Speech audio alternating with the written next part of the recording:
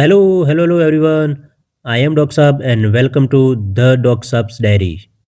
Today we embark on a thorough exploration of measles, a topic of immense clinical and public health importance. This presentation is meticulously structured to provide you with an in-depth understanding of its pathophysiology, clinical features, diagnosis, treatment, and prevention. This is foundational knowledge for your practice and board examinations. Let's begin. To set the stage, let's define our subject. Measles, also known as rubeola or morbilli, is an acute, highly contagious viral infection caused by the measles virus.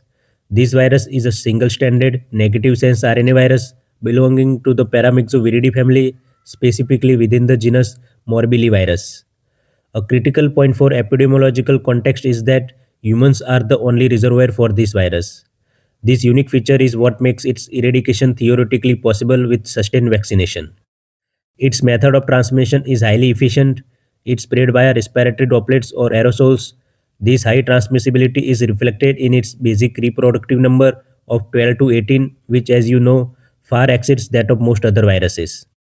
It's also known by several other historical names, including morbilli, rubeola, nine-day measles, red measles, and English measles. Moving into the realm of epidemiology, the data is sobering.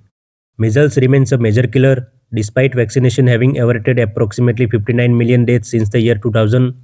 Alarmingly, global cases surged to an estimated 11 million in 2024, leading to 95,000 deaths, primarily impacting unvaccinated children under 5 years of age. In the United States, by November 25, 2025, 1,798 cases were reported across 43 jurisdictions. This figure represents the highest incidence in over a decade and tragically included fatalities, marking the first since measles was officially declared eradicated in the US in 2000. Turning our attention to high burden nations, India faces a significant challenge with measles recrudescence threatening its elimination goals. Between 2015 and 2025, shifting outbreak patterns have been noted, particularly in Maharashtra and other states. Indeed, India unfortunately topped global outbreak list in 2022, reporting 12,773 cases by November. The WHO has identified key factors contributing to the rising cases in India during 2024 and 25, including surveillance gaps, underreporting from private sectors, and vaccination hesitancy post-COVID. On the prevention front, India's national MR vaccine schedule recommends the first dose of the measles rubella vaccine at 9 to 12 months and the second dose at 16 to 24 months. Measles vaccination can be administered up to 5 years of age. Current campaigns, particularly the National Zero Measles Rubella Elimination Campaign 2025-26, are actively leveraging intensified vaccination drives to aim for elimination by 2026. Now, let's delve into the intricate pathophysiology of the measles virus. The measles virus, a single-stranded negative-sense RNA virus of the paramyxoviridae family, exhibits a complex pathogenesis involving multiple cellular interactions and profound immune system modulation. Regarding viral entry and replication, the measles virus primarily targets specific immune cells. These are lymphocytes, dendritic cells, and macrophages. It achieves entry by binding to the CD150 receptor, also known as the signaling lymphocyte activation molecule, which is expressed on these immune cells. Additionally, the virus also utilizes Nectin-4, an adherence junction protein, as a receptor on the epithelial cells of the respiratory tract, facilitating both its initial entry into the host and subsequent viral shedding. The infection then progresses through distinct phases. First, initial infection. Following the inhalation of airborne droplets, measles virus first infects the epithelial cells of the respiratory tract and local lymph node tissues, such as the tonsils and adenoids. Second, lymphatic spread. The virus then rapidly replicates within these lymphoid tissues, infecting resident macrophages, dendritic cells, and both T and B lymphocytes. Third, primary viremia. Subsequently, these infected cells disseminate the virus to regional lymph nodes and other reticuloendothelial sites, thereby initiating primary viremia. Following its initial replication in these primary lymphoid sites, a more significant secondary viremia occurs. This leads to widespread dissemination of the virus to various organs, including the skin, respiratory tract, gastrointestinal tract, and the central nervous system. A crucial aspect of measles pathophysiology, and indeed one of its most dangerous, is its impact on the host immune system.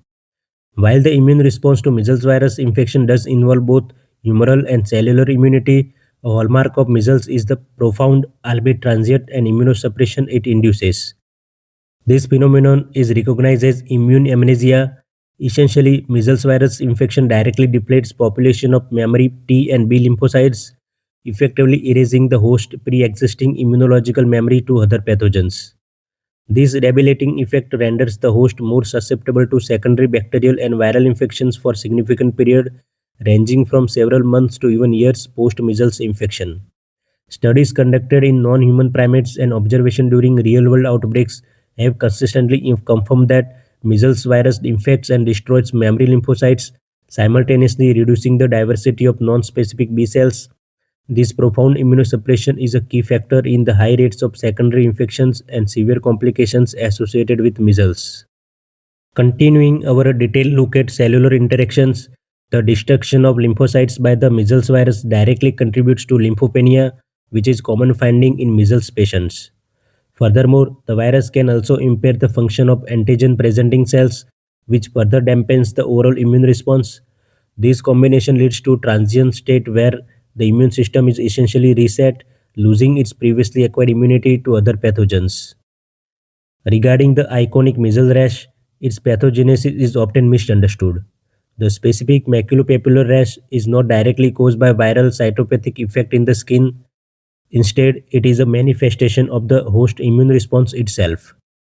The rash represents the immune system's attempt to clear virus infected endothelial cells in the capillaries of the skin. T cell mediated immunity plays a crucial role in both the development and the eventual resolution of this rash. This highlights that the rash, while a sign of disease, is also a sign of the immune system fighting back. Let's now transition to the clinical features, what we observe in our patients. Measles typically follows a predictable course, though it is important to remember that atypical presentation can and do occur. The disease progresses through an incubation period, followed by a prodromal phase, then the eruptive phase with specific rash, and finally a recovery phase. The incubation period averages 10 to 12 days with a range of 7 to 21 days from the initial exposure to the onset of fever. The prodromal phase, lasting 2 to 4 days, is characterized by gradual onset of non-specific symptoms which progressively become more severe. Fever, often the first symptom, fever typically rises progressively, reaching high temperatures of 103 to 105 Fahrenheit. The fever pattern can be remnant or continuous. The three C's. This is classic and highly recognizable triad of symptoms that is crucial for early suspicion. Cough. Initially dry and hacking, it can become persistent and severe. Coryza, presenting as a runny nose with clear discharge, often accompanied by sneezing. Conjunctivitis, characterized by red, watery eyes, often accompanied by photophobia. Patients also frequently experience general discomfort, fatigue, and loss of appetite. A pathognomic sign, meaning highly specific and uniquely diagnostic of measles, are Koplik spots. These enanthem lesions appear 1 to 2 days before the skin rash and are typically found on the buccal mucosa opposite the first and second molars. They are described as small 1 to 3 mm irregular white-blue spots on the erythematous base. Koplik spots may persist for 1 to 2 days after the skin rash appears. Their presence is a strong indicator of measles and significantly aids in early diagnosis, often before the more widespread rash emerges, allowing for earlier isolation. Following the prodromal phase, we enter the highly specific eruptive phase. The maculopapular rash typically appears 3 to 5 days after the onset of prodromal symptoms, often coinciding with the peak of fever and the most severe respiratory symptoms. Let's detail its appearance and progression. Appearance: the rash consists of flat, red spots that quickly become slightly raised, making them maculopapular. In their early stages, these lesions blanch on pressure. Progression: the rash usually begins on the face, specifically behind the ears and along the hairline, before spreading downwards to the neck, trunk, and extremities. This predictable pattern is known as cephalocodal progression. Confluence: the lesions often coalesce, giving the skin a distinctive blotchy appearance. particularly prominent on the face and upper trunk. Regarding the rash's duration and resolution, it typically lasts for 5 to 6 days, fading in the same order it appeared. This often leaves a brownish discoloration and fine discoloration of the skin. Finally, a critical public health consideration, the contagious period. Individuals are most contagious from 4 days before the rash appears until 4 days after its eruption. This prolonged period of infectivity, even before the rash is fully evident, highlights the immense challenges in controlling its spread and underscores the clinical importance of early diagnosis and isolation measures. While recognizing the classic presentation is key, it is equally important to be aware of atypical presentation of measles. This can occur especially in partially immune individuals, such as those with prior vaccination, or passive immunity, such as infants with maternal antibodies, or in immunocompromised individuals. Modified measles. This describes a milder disease course characterized by a shorter prodrome, lower fever, a sparse or atypical rash, and generally fewer complications. In these cases, Koplik spots may be either absent or transient. Immunocompromised patients. In severely immunocompromised individuals, the rash itself may be absent or atypical. However, paradoxically, complications like giant cell pneumonia can be far more severe in this vulnerable population. For measles, accurate and rapid diagnosis is not just crucial for individual patient care, but fundamentally for effective public health response and preventing further transmission. While clinical suspicion based on the classic feature is paramount, laboratory confirmation is essential for all suspected cases, particularly in areas with low measles prevalence where clinical experience might be limited. Our primary diagnostic tool is RT-PCR for viral RNA detection. Sample collection. The preferred specimens are nasopharyngeal or throat swabs, though urine samples can also be used. Critically, samples should be collected as early as possible after rash onset to maximize the detection of viral shedding. Interpretation. The detection of measles virus RNA directly confirms an active infection. RT-PCR is highly reliable with a reported sensitivity of 94% and specificity of 99%. This method also offers a significant advantage by its ability to distinguish between wild type and vaccine strain measles virus. This is invaluable for epidemiological tracking and outbreak investigations. Timing. RT-PCR is most useful in the early stages of infection when viral shedding is at its highest.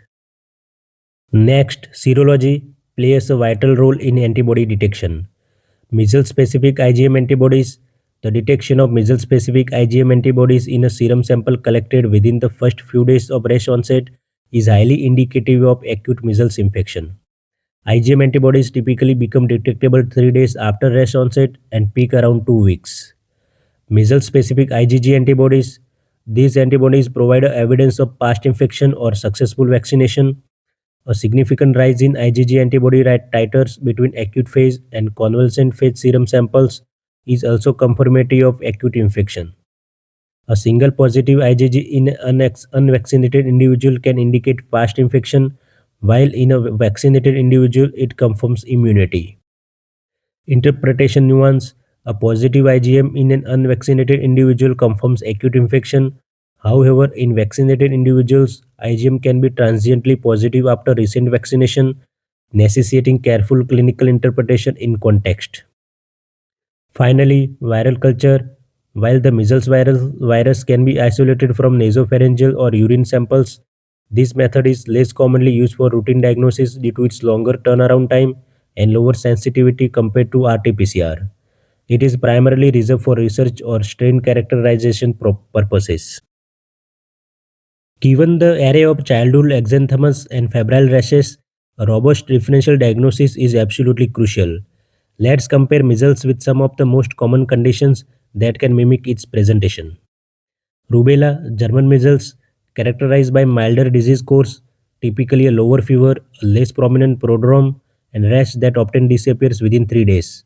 A key clinical differentiator is the presence of characteristics post-auricular and occipital lymphadenopathy, and critically, the absence of Koplik spots. Roseola exanthemum subitum, caused by HHV6. It presents with high fever, often exceeding 103 Fahrenheit, lasting for 3 to 5 days.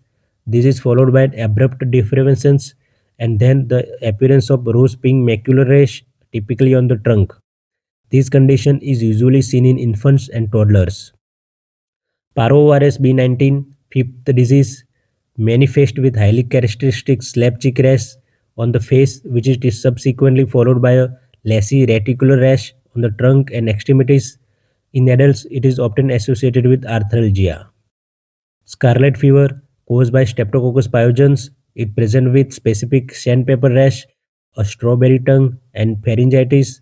Distinctively, there is an absence of Koplik spots. Kawasaki disease, a systemic vasculitis specific by persistent high fever, non-exudative conjunctivitis, erythema and swelling of hands and feet, a polymorphous rash, and a cervical lymphadenopathy. Patient often present with cracked lips and strawberry tongue. Importantly, it lacks Koplik spots and has specific diagnostic criteria focusing on inflammation and arterial involvement. Enteroviral infections. These can cause variety of rash patterns, including both maculopapular and vesicular. They are often accompanied by a fever, malaise, gastrointestinal symptoms.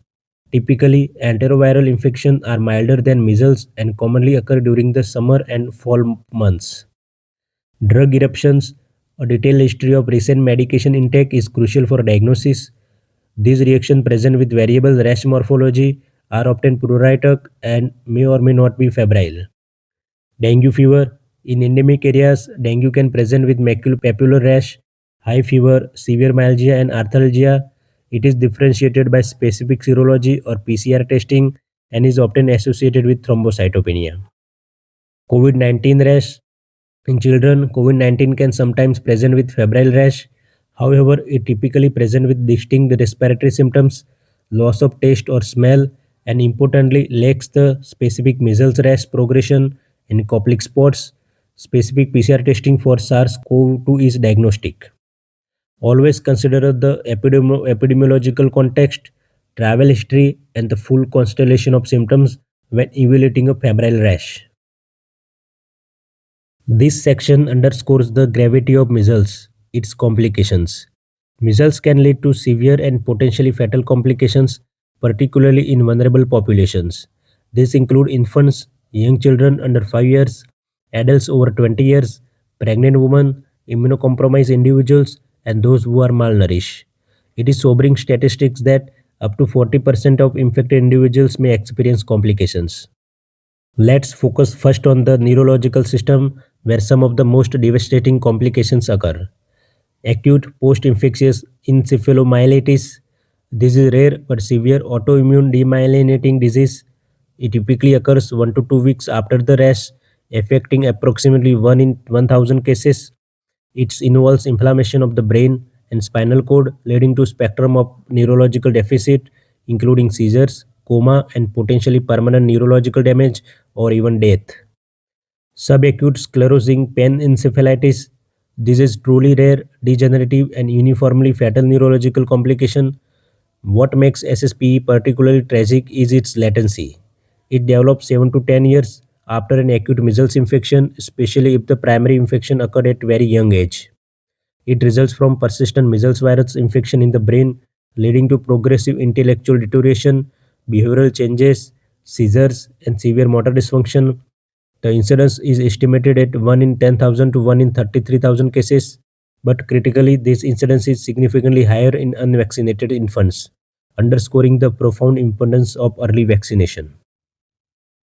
Beyond the neurological impact, measles significantly affects other vital organ systems. In the respiratory system, complications are frequent and often lethal. Pneumonia, this is without question the most common cause of measles-related death, affecting 5 to 10% of cases. Pneumonia can manifest in two forms: primary viral pneumonia, directly caused by the measles virus; more commonly, secondary bacterial pneumonia, a superinfection by bacteria such as Streptococcus pneumonia or H. influenza, leveraging the measles-induced immunosuppression. Laryngotracheobronchitis. This involves inflammation of the larynx, trachea, and bronchi, leading to a characteristic barking cough and stridor, particularly in young children. Bronchiolitis. This is inflammation of the small airways, commonly observed in infants. In the gastrointestinal system, Complications can lead to significant morbidity, diarrhea and vomiting. These are common, particularly in young children, and pose a higher risk for dehydration, which can be life threatening if not managed aggressively. Hepatitis, while a mild transient elevation of liver enzymes is common, indicating some hepatic involvement, severe hepatitis is fortunately rare. Continuing with the complications, measles can also affect the ocular system and lead to other systemic issues. In the ocular system, keratoconjunctivitis, this is inflammation of the cornea and conjunctiva, can have severe consequences. In severe cases, particularly in individuals with pre-existing vitamin A deficiency, this can progress to corneal ulceration, scarring, and ultimately permanent blindness. This highlights the critical link between measles, nutrition, and long-term disability. Among other complications, otitis media, a middle ear infection affecting 7 to 9% of cases. It is often bacterial in origin and can lead to hearing loss if left untreated, emphasizing the need for vigilant follow-up. Myocarditis, inflammation of the heart muscle, a serious but rare complication. Appendicitis, another rare but reported complication. Thrombocytopenia, a low platelet count which can potentially lead to an increased risk of bleeding. When it comes to treatment, it is crucial to understand upfront that there is no specific antiviral treatment for measles. Therefore, our management is primarily supportive, focusing on several key pillars: symptom relief, preventing secondary infections, and aggressively addressing any complications that arise. This is fundamentally underscores why prevention through vaccination remains the cornerstone of disease control. Let's detail the supportive care strategies. Hydration and nutrition. Maintaining adequate hydration is critical, especially in patients presenting with fever, diarrhea, and vomiting. Oral rehydration solutions are preferred. Nutritional support, including the continuation of breastfeeding for infant, is important to prevent malnutrition. Fever management. Antipyretics such as paracetamol or ibuprofen can be used to manage fever and discomfort. Symptomatic relief. General symptomatic relief can be achieved with measures like cool compresses for fever, utilizing humidifiers to alleviate cough, and ensuring patients are in dark rooms to alleviate photophobia. Vitamin A supplementation is crucial intervention, especially relevant in settings with a high prevalence of vitamin A deficiency. Both the WHO and CDC strongly recommended 2 doses of vitamin A given 24 hours apart to all children diagnosed with measles, irrespective of their nutritional status. This intervention is evidence based and significantly reduces measles related morbidity and mortality, particularly from pneumonia and diarrhea, and is critical in preventing ocular damage. Dosage guidelines for vitamin A for children less than 6 months: 50,000 international unit orally once daily for 2 days. For children 6 to 11 months, 1 lakh international unit orally once daily for 2 days. For children 12 months and older and adults, 2 lakh international unit orally once daily for 2 days. Regarding antibiotics, these are administered only for documented bacterial co-infections, for example, bacterial pneumonia, otitis media, or severe bacterial diarrhea. They are not given routinely as prophylactic measure. Complication management involves specific treatments tailored to the particular complication, such as anticonvulsant for seizures, intravenous fluids for severe dehydration, and oxygen therapy for severe pneumonia. Finally, due to measles' extreme contagiousness, strict isolation protocols and infection control measures are non-negotiable. Isolation: patients with suspected or confirmed measles must be isolated for 4 days after the onset of rash to prevent further transmission. In healthcare settings, these mandate placing patient in an airborne infection isolation room with negative pressure. Airborne precautions: healthcare workers interacting with measles patients must rigorously use N95 or higher level respirators, gowns, gloves, and eye protection. Now let's turn our attention to the most effective strategy against measles: prevention. We will first discuss post-exposure prophylaxis. PEP strategies can either prevent or significantly modify the course of measles in susceptible individuals who have been exposed to the virus. Two main modalities are employed for PEP: MMR vaccine. Administering the MMR vaccine within 72 hours of exposure can provide protection if the individual is susceptible, such as unvaccinated or has unconfirmed immunity. This is typically recommended for individuals aged more than 6 months. Second, immunoglobulin Both intravenous immunoglobulin or intramuscular immunoglobulin can be given within 6 days of exposure. This is reserved for high-risk susceptible individuals for whom the MMR vaccine is either contraindicated or would be less effective. This critical group includes infant less than 6 months, pregnant women without documented immunity, and severely immunocompromised individuals. The mechanism of immunoglobulin is to provide passive immunity, offering immediate, albeit temporary, protection that can prevent or significantly modify the disease course. Ultimately, vaccination is the most effective public health measures to prevent measles. This is not just about individual protection, but fundamentally about achieving community-wide immunity. Vaccine type.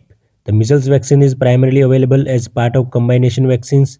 The MMR and MMRV vaccine, a single antigen measles vaccine, is not typically available. Vaccination schedule. Focusing on India's strategy, the National Immunization Schedule recommends the first dose of the measles rubella vaccine at 9 to 12 months and the second dose at 16 to 24 months. Measles vaccination can be administered up to 5 years of age. The MBS National Zero Measles Rubella Elimination Campaign 2025-26 aims for total elimination by 2026, leveraging intensified vaccination drives. Efficacy and herd immunity. The efficacy of the MMR vaccine is exceptionally high. Two doses are 97% effective at preventing measles, while even one dose provides about 93% protection. Achieving high vaccination coverage, specifically more than 95% within the population, is absolutely critical for establishing herd immunity. This collective protection safeguards the most vulnerable individuals who cannot be vaccinated, such as very young infants, pregnant women, or those who are immunocompromised. As healthcare professionals, advocating for and ensuring high vaccination rates is our paramount collective responsibility. In closing, this is in-depth review should impress upon you that measles, despite being vaccine preventable, remains a formidable pathogen with significant public health implications and a high potential for severe complications, particularly in vulnerable populations. Understanding its precise pathophysiology, recognizing its nuanced clinical features, mastering its diagnostic pathways, applying appropriate supportive treatments including vitamin A, and above all, championing robust vaccination programs are all critical aspects of our role as medical professionals. Thank you for your focus, attention, and engagement. I encourage you to integrate this detailed knowledge into your clinical decision making and your advocacy efforts. For more medical insights and resources, please like, share, and subscribe to the Docsaab's Diary.